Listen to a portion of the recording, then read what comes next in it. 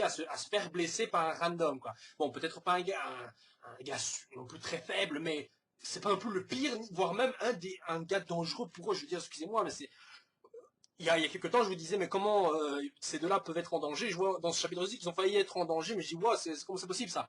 Wow, Kishimoto là, wow, il y a un souci dans ce manga là. Bon bref.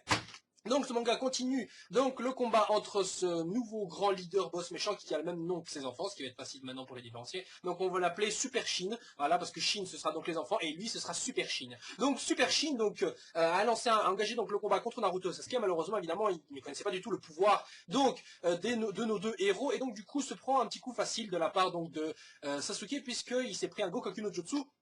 Dans le dos comme un lâche presque. Bon, le coup évidemment, c'est qu'on découvre aussi les pouvoirs donc de Super Shin qui lui permettent donc de pouvoir en quelque sorte manier, voire limite téléporter, enfin des objets sur lesquels il a apposé des sceaux donc qui sont qui s'apposent sur les objets qu'il touche avec sa main. Donc il y a un sceau ici rond triangulaire machin. Et donc dès qu'il touche un objet, j'imagine qu'il met un sceau dessus. Ça me rappelle donc Yon Daime qui posait des sceaux pour pouvoir se repérer dans l'espace-temps quand il utilisait son Shinshin no Jutsu. Donc du coup. Le combat qui normalement devait se terminer assez rapidement, puisque nos deux héros à eux seuls sont du niveau des dieux, bordel. Et ben non, en fait, non, ils arrivent à se faire baiser Naruto parce qu'il se prend par surprise un coup de sabre dans le ventre. Excusez-moi, mais mec, le gars, il est encore en mode Biju, limite Biju sage mode, et en mode ermite, il est capable de ressentir les dangers, machin truc. Je veux dire, un truc qui se dirige vers lui. Allez, c'est pas possible de téléporter un objet directement dans le ventre, parce que sinon, tu pourrais facilement téléporter aussi dans le crâne, et voilà, c'est fini. Non, ça veut dire que forcément, il a lancé le truc contre Naruto et qu'il l'a peut-être pas vu ou quoi. Mais je veux dire, le mec, il a un mode ermite qui lui permet d'avoir une perception agrandie, donc du coup, comment il peut se le prendre? Et surtout dans le ventre comme ça. Donc c'est le sabre de Sasuke qui donc a blessé Naruto. Et du coup, même Kurama se dit, ah, mais c'est quoi ces performances de merde là où vous êtes un peu rouillés? C'est vrai que donc j'imagine que la paix et le fait de ne pas combattre les a un peu tous les deux rouillés. Malheureusement. Donc du coup, j'espère que les deux vont pouvoir se ressaisir et se rappeler un peu leur expérience parce que j'ai l'impression qu'ils se débrouillaient bien mieux quand ils étaient gosses. Donc du coup, parce que l'ermite le plus imprévisible, enfin l'ermite, pardon, le ninja le plus imprévisible du village est devenu un peu le Hokage et donc du coup il n'est plus vraiment si imprévisible qu'avant, malheureusement. Quant à Sasuke, lui, il fait pas mieux puisque quand il y a plein de petits shurikens, machin truc, qui se dirigent donc vers sa fille Sarada, celui-ci donc court pour la protéger, ça ok, j'ai pas de problème, d'ailleurs ça nous montre que Sasuke au final tient quand même un peu à sa fille. Mais le gars, il se jette, genre, son corps, il utilise son corps comme bouclier, alors que le mec, il a certainement plein de jutsu, un ninjutsu, un répertoire ninjutsu qui comprend plein de techniques à longue, voire moyenne, voire longue distance, qui lui permet d'arrêter ça. Je sais pas où il peut créer une épée de foudre là pour couper, pour couper, ou arrêter ces trucs, ou je sais pas, brûler les machins, ou je sais pas, utiliser le pouvoir de, j'en sais rien, même balancer des shurikens, j'en sais rien, moi. Enfin, je veux dire, il y a tellement de trucs qu'il aurait pu faire, mais non, évidemment, il utilise son corps. Donc ça, je trouve ça un peu con, surtout de la part de Sasuke qui lui-même utilise, qui va lui-même sortir plus du village pour faire effectuer. J'ai l'impression que lui il sort plus que Naruto du village donc pour effectuer des missions et tout. Donc techniquement lui devrait être un peu moins oui Naruto qui est toujours au village faire la paperasse patati patata. Donc pour moi ça aurait été logique. Mais bon ici malheureusement voilà il se le prend dans le cul. Bon par contre petit point positif c'est à chaque fois que Sasuke parle Naruto en lui disant Nanadaime Hokage Nanadaime. Moi j'aime bien ça parce que ça montre bien que Sasuke a vraiment accepté l'idée que Naruto soit le Hokage et soit en quelque sorte le boss du village et que lui soit un peu son second. Donc du coup il y a pas de jalousie, il y a rien du tout. Donc je sais pas pourquoi mais bon moi ça me fait plaisir de voir ça. Et donc du coup au moment où Shin justement allait finir Naruto et Sasuke d'ailleurs parce que Sasuke a été immobilisé à cause des machins qui ont été lancés qui étaient sur lui. Donc à ce moment-là il y a Sakura qui arrive hein, pour une fois être heureusement elle est utile à la fin du vrai manga.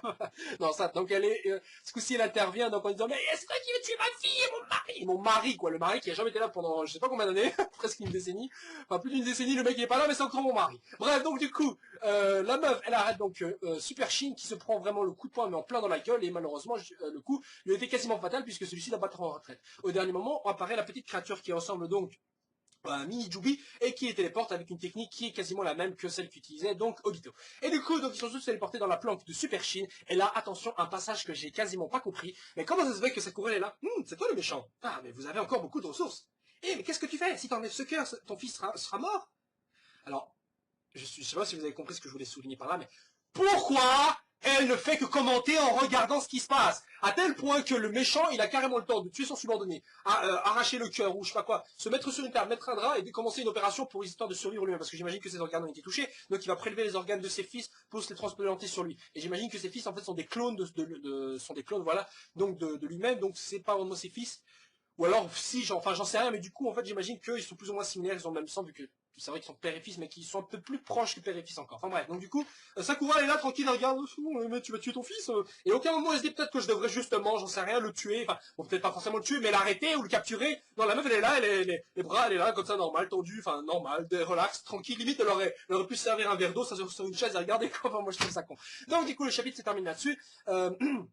Et on n'a donc aucun autre petit passage sur donc les parents pardon, les parents de Sarada, si ce n'est que Sasuke apparemment, on comprend que c'est un peu sa faute si Sarada se pose autant de questions. D'ailleurs, je sais pas pourquoi, d'ailleurs, il faut tous un bordel, putain, mais dites-lui que c'est son père ou qui est sa mère, merde quoi. Si sa mère et son père lui disent, oui, mais t'es ma fille, voilà, point barre. Donc là, j'imagine qu'il y a quand même anguille sous roche dans ce petit mystère, et j'espère qu'on aura la réponse enfin le chapitre suivant.